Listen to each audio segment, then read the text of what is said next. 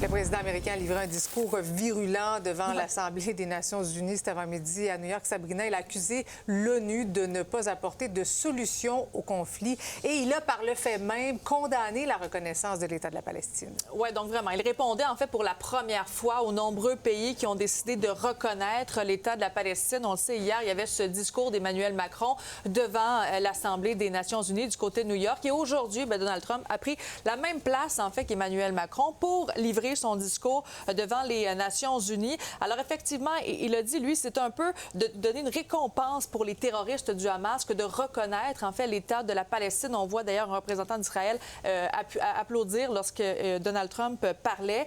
Donc évidemment, lui, il souhaite continuer la négociation. D'ailleurs, ce qu'il a dit, il s'est jeté beaucoup de fleurs pendant ce discours-là. Il a dit qu'il a réglé de nombreuses guerres depuis son entrée en poste. Il a dit d'ailleurs, à quoi sert l'ONU actuellement si moi je suis capable de régler beaucoup de guerres en seulement 7 mois. On peut aller l'écouter. Now, as if to encourage continued conflict, some of this body is seeking to unilaterally recognize a Palestinian state.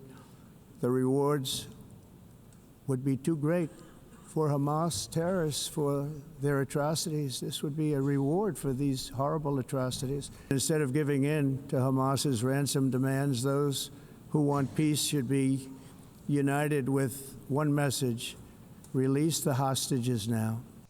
Sabrina, il y a aussi l'enjeu de l'immigration illégale qui a été soulevé par le président américain. Ouais, des propos, encore une fois, quand même assez durs. Alors, il a dit que la ville de Londres allait sombrer dans la charia et que les pays, avec leur politique migratoire, vont aller en enfer. Alors, c'est quand même des propos qui sont assez intenses, qui ont été tenus par le président américain.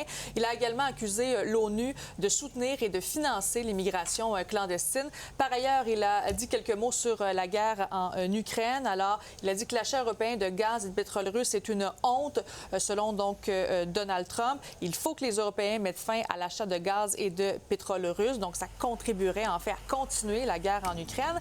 Et je termine en vous parlant de cette conférence de presse qu'a fait Donald Trump hier soir concernant les Tylenol et l'autisme. Eh bien, il y a l'Organisation mondiale de la santé qui est sortie aujourd'hui pour dire qu'il n'y avait pas de lien nécessairement avec la consommation de paracétamol, donc le Tylenol, et l'autisme. Donc, évidemment, ça crée beaucoup de remous dans la communauté scientifique et médicale, cette affirmation, Marie-Christine. Oui, merci, Sabrina. Ça fait plaisir.